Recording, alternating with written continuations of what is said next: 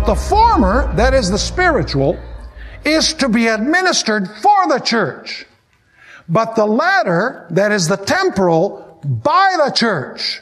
The former in the hands of the priest. In other words, Scripture in hand of the priests. And the latter by the hands of kings and soldiers. That's the temporal sword. But notice how it ends. But at the will and sufferance of the priest. Are you catching what Revelation is talking about? Revelation chapter 13, when it says, he who kills with the sword will be killed with the sword. How did the papacy kill with the sword? It did not do it as a church. It actually influenced the state to do it. Do you remember our last lecture where we talked about what happened to Jesus? Could the church execute the penalty upon those, upon Jesus Christ? Absolutely not. So what did they have to do? They had to go to Pilate, and they had to get the help of the civil power to kill Christ. Is that the very same thing that happened during the Middle Ages when the saints of the Most High were killed by this power? Absolutely. That's what prophecy teaches. So the question is, what happened in 1798? It must be that the sword that the beast used to kill, that sword arose and gave it the deadly wound. So who would give the deadly wound to the beast? It would have to be the what?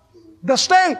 The civil power would have to give the papacy the wound, because the sword represents the civil power. So if he killed with the sword of the civil power, and that sword is going to hurt him or is going to give him the deadly wound, it must mean that the civil power would give the church the deadly wound. And that's exactly what happened in 1798.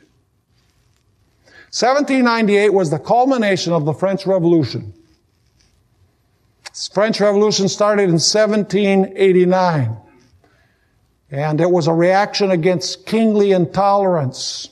And it was against priestly power wrongly exercised.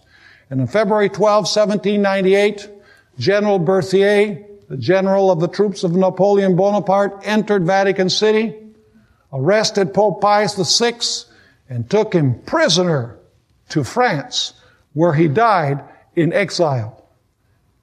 And so everybody thought that the papacy at this point had been killed by this civil power of France.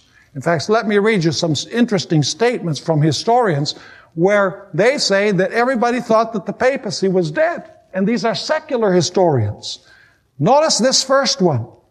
The papacy was extinct. Not a vestige of its existence remained. And among all the Roman Catholic powers, not a finger was stirred in its defense. The eternal city had no longer prince or pontiff. Its bishop was dying captive in foreign lands. And the decree was already announced that no successor would be allowed in its place. In another quotation, Joseph Rickaby says this about the French Revolution and the deadly wound. No wonder that half of Europe thought Napoleon's veto, that the veto means that Napoleon had said no more popes.